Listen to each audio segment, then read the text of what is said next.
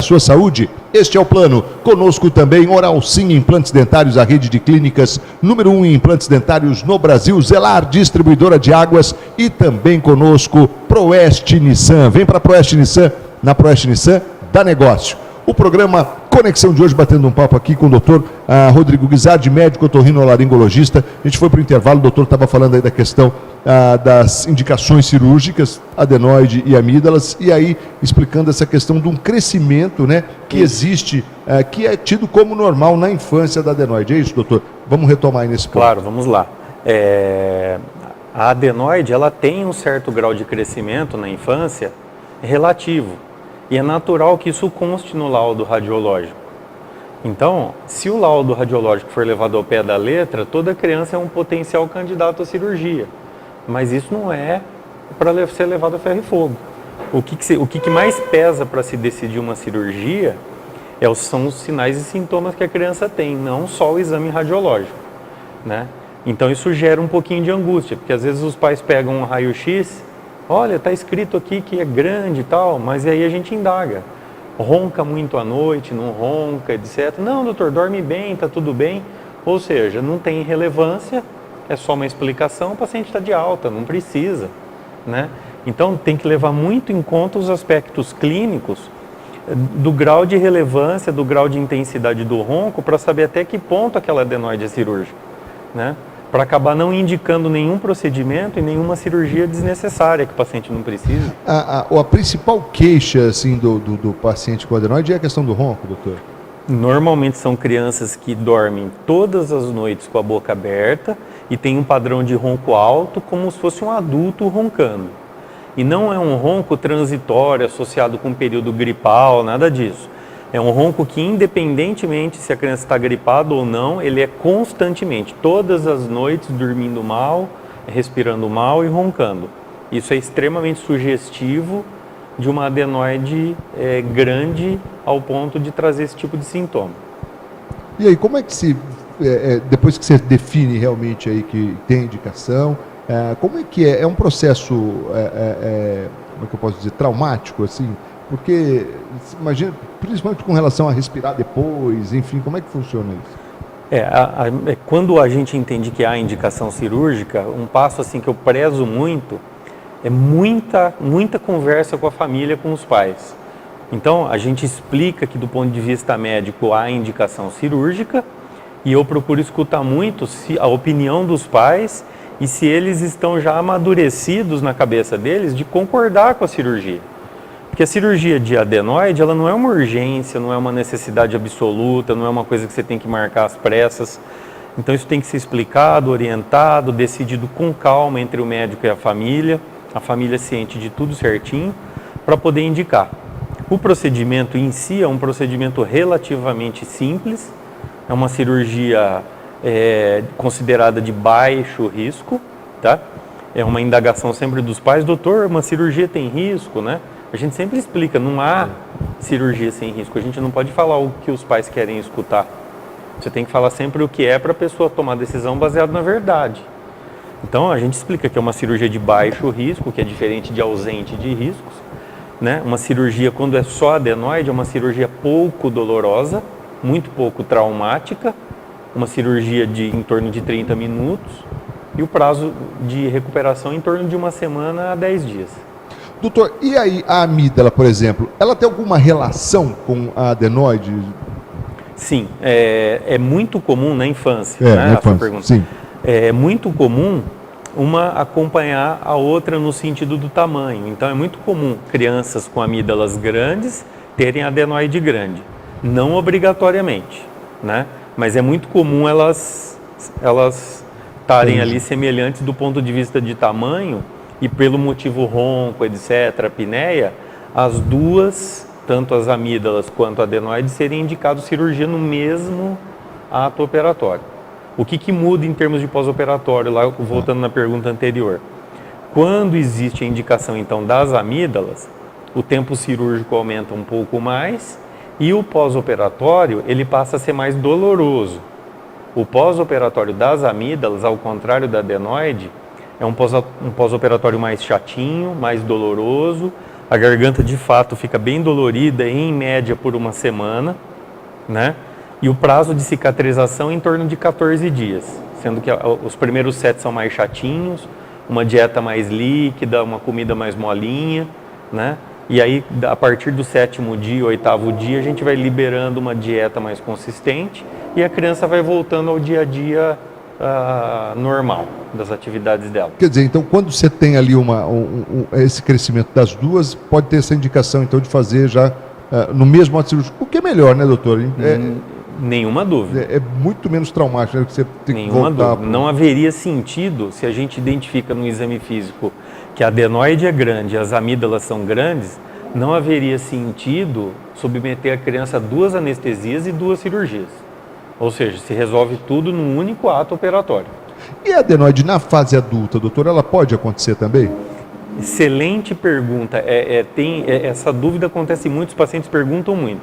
Como a adenoide é uma estrutura que faz parte do corpo, igual eu falei, está lá presente na infância, e é um tanto quanto famosa a adenoide. Muito. A adenoide é muito famosa. Então, na vida adulta, é muito comum adultos com o nariz entupido se referirem para o médico assim: doutor, eu tenho adenoide, meu nariz é entupido por causa da adenoide. E aí o que é importante entender? Nessa história natural da adenoide, ela tem um crescimento um pouquinho maior na infância, igual eu expliquei, que é normal, isso não é cirúrgico. E quando a criança entra na pré-adolescência, adolescência, o tecido adenoidiano ele vai diminuindo de tamanho e vai regredindo até que na vida adulta nós não temos adenoide. Não tem, com raras exceções, né? Então pode até ter, mas seria exceção. Então um adulto com nariz entupido não faz parte do nosso raciocínio inicial pensar em adenoide. Não é esperado encontrar uma adenoide no adulto. O adulto vai ter outras patologias, uma rinite entupindo, um desvio de septo, aí é outra questão. Ô, doutor, e é porque a gente já viu pessoas falando, eu tô com adenoide aqui, né? É muito comum. Então não tem nada disso. Muito comum. Só complementando, é igual usar o apelido da adenoide, que ficou também muito popularizado, que é a carne esponjosa. Carne esponjosa. Que é o apelido da adenoide. Eu segurei para não falar, né? Mas já que você liberou, vou falar, tal da carne esponjosa. Então, é o apelido. Eu gosto sempre de, quando o paciente usa o termo carne esponjosa, né, não brigar, mas desmistificar o termo, porque quando a gente, como médico, também fica usando o termo carne esponjosa para o paciente, ele vai imaginar que de fato ele tem uma carne, ou seja, um tecido extra que surgiu lá. Isso não existe. O que existe são as patologias específicas, cada uma com o seu nome, né? Então carne na realidade tecnicamente não existe, ela é um apelido para situações no geral que entopem o nariz, uma delas a adenoide aumentada. A questão de anestesia para essas cirurgias, tanto de adenoide quanto de amígdala, para as crianças, que tipo de anestesia é feita, doutor? É feito com anestesia geral. Anestesia geral, para quem está em casa entender, que os pacientes perguntam muito, doutor, a geral é aquela que eu tomo aqui nas costas, etc. Não é, aquela que toma nas costas é a RAC. A anestesia geral é uma que é colocado num sorinho, num acesso venoso, é aplicada uma medicação, a criança adormece, e aí ela fica com a respiração pelo aparelhinho, pelo tubo, respirando, então ela está adormecida, não sentindo absolutamente nada, não vendo nada, onde é feito o ato operatório durante esse período.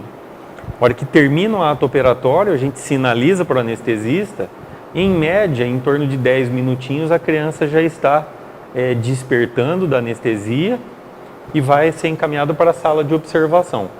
Nesse momento, a gente já solicita a entrada dos pais para estarem juntos já na sala de observação. Porque nada melhor, existe nada melhor para a criança abrir os olhinhos de estarem olhando as pessoas que ela ama, que confia. Ô doutor, aliás, da anestesia geral é interessante falar, né, que talvez seja, às vezes as pessoas se assustam com isso, mas ela é muito tranquila, né, doutor? Exatamente. E extremamente segura, né? Porque você toma todos os cuidados necessários, né, antes de... Exatamente, é extremamente seguro. A anestesia geral, eu costumo comparar assim, é igual o voo de avião. A gente escuta algumas coisas, infelizmente, ao longo do ano, mas imaginem só a quantidade de decolagens e pousos num dia no planeta, para a gente escutar, infelizmente, um ou dois fatos. Anestesia, quantas anestesistas em todo dia no mundo inteiro? Então, acontecem fatos, podem acontecer, é risco inerente ao ato, mas são extremamente raros, graças a Deus. Então as anestesias evoluíram muito, as medicações elas melhoraram muito, as drogas estão muito mais seguras e com menor potencial de toxicidade, menos potencial de arritmia, menos potencial de broncoespasmo, os monitores todos evoluíram muito, né? Então isso melhorou muito. Fantástico. Olha, a gente está conversando aqui com o doutor Rodrigo Guizardi, falando um pouco sobre esses procedimentos cirúrgicos dentro da otorrinolaringologia. A gente volta daqui a pouquinho para falar mais, porque agora eu recebo agora o doutor Marcelo Rodrigues, da nossa querida Oralsim. Tudo bem, doutor? Marcos, tudo bem? Tudo jóia. Doutor, olha, muita gente querendo saber, o implante dentário provoca mau hálito?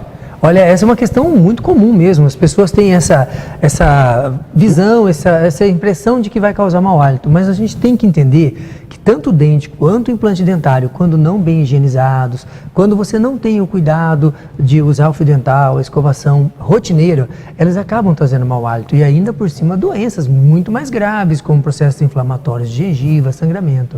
Então, na verdade, não é o implante, né? São a falta do cuidado ideal. Infelizmente, a gente tem que trazer para as pessoas cada vez mais o que faltou no passado. Aquela orientação, como usar o fio dental, que é antes de fazer a escovação. Parece que é um desafio ainda as pessoas usarem da maneira adequada, né, doutor? Com certeza, as pessoas sofrem muito porque foi negligenciado a demonstração. Então, só se fala muito em use o fio dental, mas não fala como usar o fio dental. Então, o ideal é antes da escovação, passar o fio dental em frente ao espelho, fazer a escovação atingindo todos os lados do dente, que pra gente acabam sendo só 3, né? O de fora, o de dentro e o de cima. E aí fazer isso repetidamente. Então, é a hora que acorda, é depois do café da manhã, é após o almoço, após a janta, antes de deitar. Eu sempre brinco com os pacientes, nunca deite sem fazer o uso do fio dental, da escovação, e se puder encaixar um bochecho com antisséptico, vai ficar perfeito. O segredo está então na higienização, né, doutor? Isso é o segredo de tudo, e nada vai substituir aquilo que é tão perfeito. Não tem nada que substitua o que a natureza fez, que é o nosso dente natural. Mas tanto o implante quanto o dente merecem esse cuidado diário e que vão trazer à pessoa a oportunidade de viver toda a sua vida com esse elemento, curtindo todos os prazeres da família. Tire suas dúvidas com a Oralsim, a rede de clínicas número 1 em implantes dentários no Brasil. Agende uma avaliação, 99600-2707. Obrigado, doutor, e até a próxima. Eu que agradeço, Marco. Uma ótima noite. Até já.